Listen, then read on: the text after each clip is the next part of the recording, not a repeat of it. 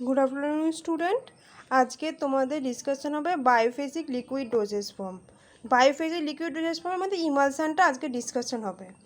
5 ইয়ার্সটা মোটামুটি 1 মার্কসের আসছে। দেখো তখন ভ্যানিশিং ক্রিম আর dash emulsion oil in water bracket লিখে দেবে O/W emulsion.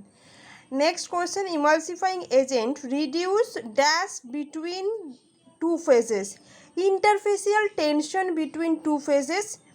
Next one is creaming can be reduced by increasing viscosity of continuous phase. Co-solvency is used to increase solubility. Next হচ্ছে high number in HLB indicates hydrophobic properties, false, hydrophilic properties here, ঠিক আছে।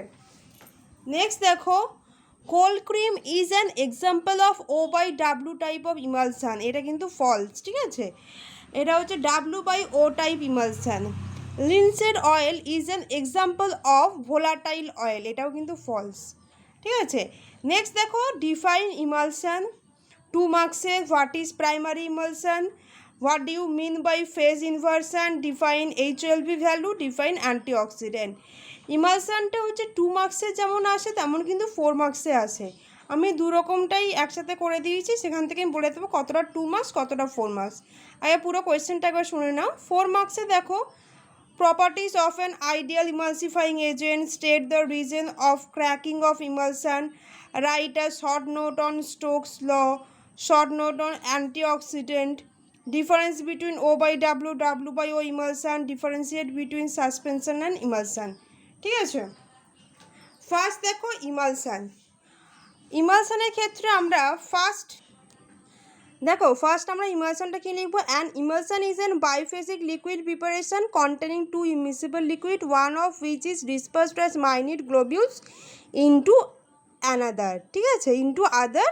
The liquid which is converted into minute globules is called dispersed phase ranging from 0.25 to 25 micrometer in diameter, and the liquid in which the globules are dispersed is called continuous phase, ঠিক আছে। 2 মার্কসের মতো এতটাই হচ্ছে ইমালশনটা লিখবে যদি 2 মার্কসের আসে।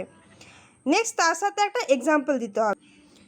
দেখো এক্সাম্পল হিসেবে আমরা কি দিলাম, লিকুইড প্যারাফিন ইমালশন, যেটা তোমরা ল্যাবে করেছিলে, ঠিক আছে। নেক্সট দেখো 4 মার্কসের মতো যদি আসে তখন আমরা কি কি অ্যাড করছি দেখো। তারপরে আমরা কি করব, তারপরে লিখবো যে ওখানে তখন কিন্তু এক্সাম্পলটা ওইখানে লেখা যাবে না। তারপরে আমরা লিখবো কি, মানে এই তোমার কন্টিনিউয়াস ফেজ লেখার পরে লিখবো two immiscible liquid can not be dispersed for a long time বা long period, so emulsifying agent is added for stable the emulsion, ঠিক আছে। নেক্সট পয়েন্ট লিখবো, emulsion having large globules called coarse emulsion, emulsion having globules of 5 micrometer called fine emulsion, emulsion having globule size as small as 10 nanometer are called micro emulsion. Next হচ্ছে advantage একটা দুটো রাখলে, যেমন হচ্ছে medicine having an unpleasant taste and odour can be more palatable when it is form emulsion for oral administration, example যেমন castor oil দিলাম। Next হচ্ছে emulsion provides protection against drug which is prone to oxidation and hydrolysis. Next হচ্ছে লিখবে types, টাইপসটা তোমরা আগেও লিখতে পারো। টাইপস দ্য ইমালশন আর 2 types, oil in water types আর ওয়াটার ইন অয়েল, ঠিক আছে। এটা তোমরা জাস্ট অয়েল ইন ওয়াটারটা কাকে বলে সেটাও কিন্তু এখানে অ্যাড করতে পারো। নেক্সট আমরা আসছি কি, হোয়াট ইজ প্রাইমারি ইমালশন, ঠিক আছে।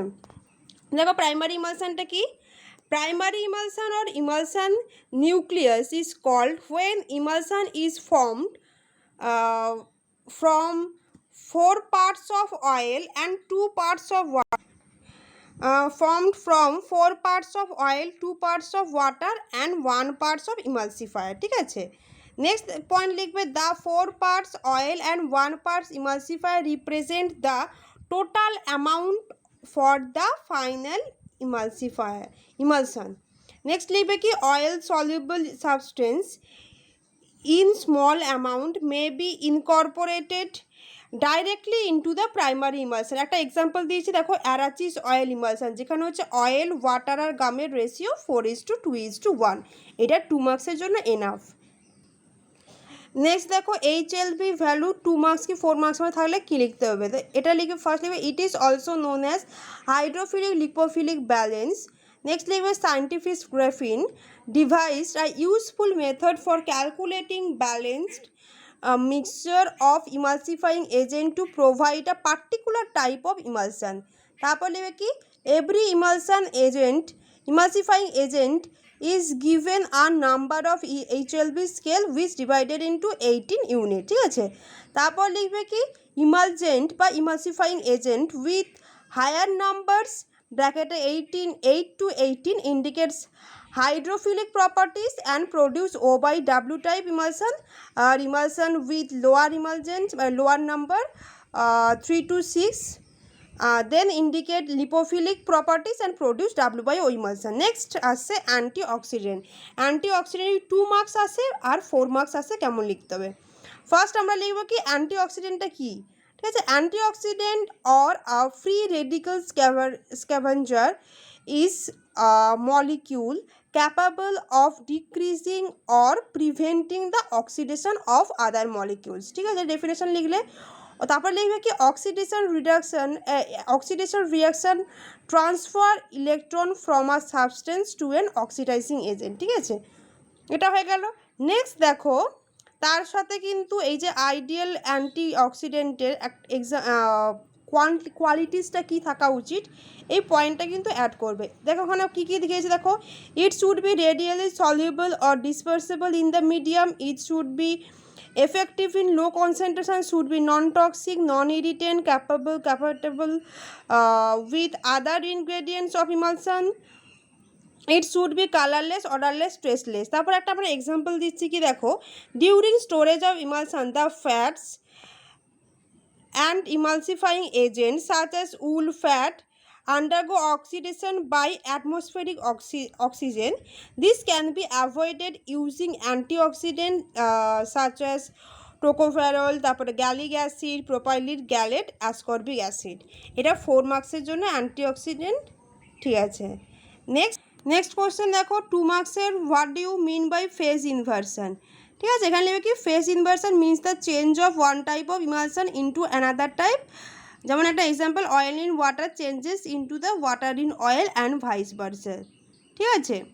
তারপরে কিন্তু যে ফলোয়িং রিজনগুলো 2 মার্কসের এলে কিন্তু এটা লিখবে যে by addition of electrolyte, changing the phase volume ratio, temperature change, changing the emulsifying agent.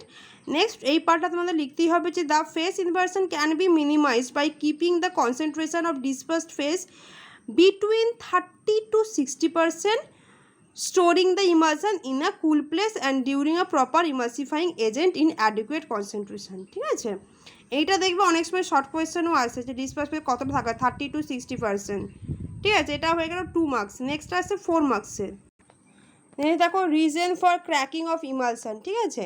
এটা 4 মার্কসে এলে আগে ফার্স্ট আমাদের কী লিখতে হবে যে ক্র্যাকিংটা কি।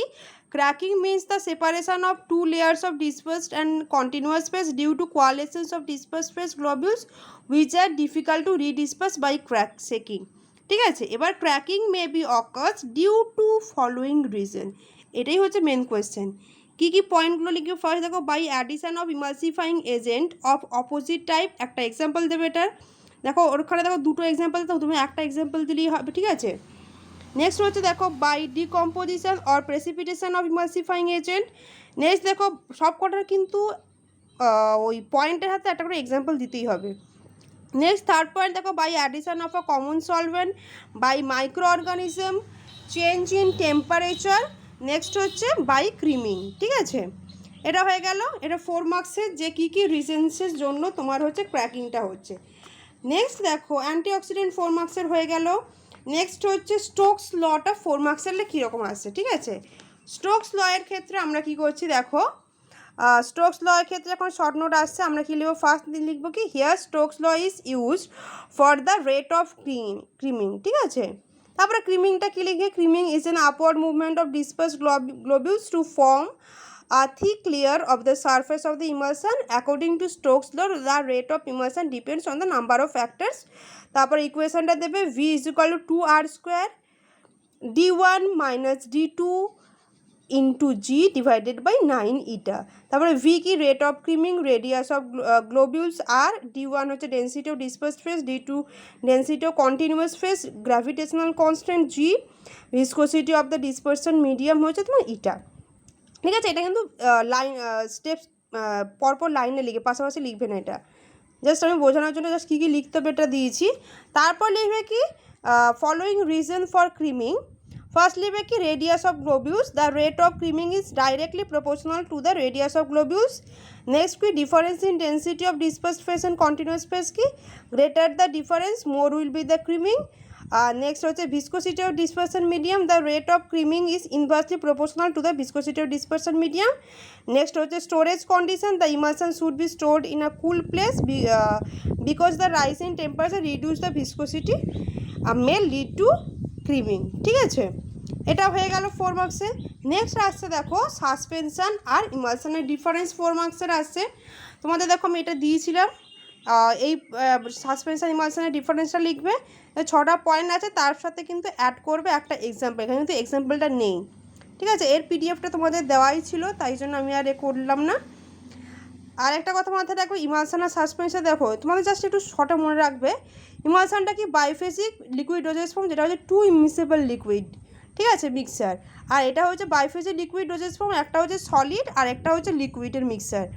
তারপরে হচ্ছে ইমালশনের ক্ষেত্রে হচ্ছে গ্লোবিউল সাইজ রেঞ্জ হচ্ছে 0.25 থেকে 25 মাইক্রোমিটার, সাসপেনশনে 0.5 থেকে 5 মাইক্রন, এটা একটু মাথায় রাখবে, এটা সাসপেনশনে মাইক্রন, এটা হচ্ছে মাইক্রোমিটার। আর এখানে হচ্ছে ইমালসিফাইং এজেন্ট ইউজ করা হয় স্টেবল ইমালশনের জন্য, এটা suspending agent. Emulsion 2 types, oil in water, water in oil. Suspension হচ্ছে ফ্লাকুলেটেড, নন ফ্লাকুলেটেড। আর হচ্ছে তোমার ইমালশনে কি সেভারাল টেস্ট কনফার্ম করা হয়, তোমার ইমালশনের জন্য several test to confirm the type of emulsion. আর যেমন হচ্ছে তোমার হচ্ছে কি ইমালশনে কি ডাইলিউশন টেস্ট, ডাই টেস্ট, ওই কোশ্চেনটাও আসে যে আইডেন্টিফিকেশান টেস্টের জন্য কী কী টেস্টের প্রয়োজন আমাদের। ঠিক আছে, এটাও একটু করে রাখবো যে আইডেন্টিফিকেশান টেস্টটা। There is no test to identify the type of emulsion. Next লিখবে ইমালশনের জন্য during storage freezing should be avoided as it may lead to cracking of emulsion. During storage freezing should be avoided as it lead to aggregation of the suspended particle. Next লিখবে কি 7th point লিখবে যে ইমালশনে যেমন liquid paraffin emulsion, তোমার হচ্ছে সাসপেনশনে calamine lotion, যেগুলো তোমরা ল্যাবে করেছো, যেটা মনে থাকবে সেটাই তোমরা লিখবে। ঠিক আছে, নেক্সট হচ্ছে O/W ইমালশন আর W/O ইমালশন, সেটা কিন্তু ক্লাসে কিন্তু তোমাদেরকে এটা করানো হয়েছে। ঠিক আছে, ওখান থেকে ওটা প্রিপেয়ার করবে। ঠিক আছে, থ্যাংক ইউ স্টুডেন্ট। এটা হচ্ছে ইমালশনের কিছু কোয়েশ্চেন তোমাদের ডিসকাশন হলো, যেগুলো হচ্ছে প্রিভিয়াস ইয়ারে কোয়েশ্চেন পড়ছিল। এছাড়াও তোমাদের কোনো কোয়েশ্চেন থাকলে ওটা ডিসকাশন হবে ক্লাসে। Thank you.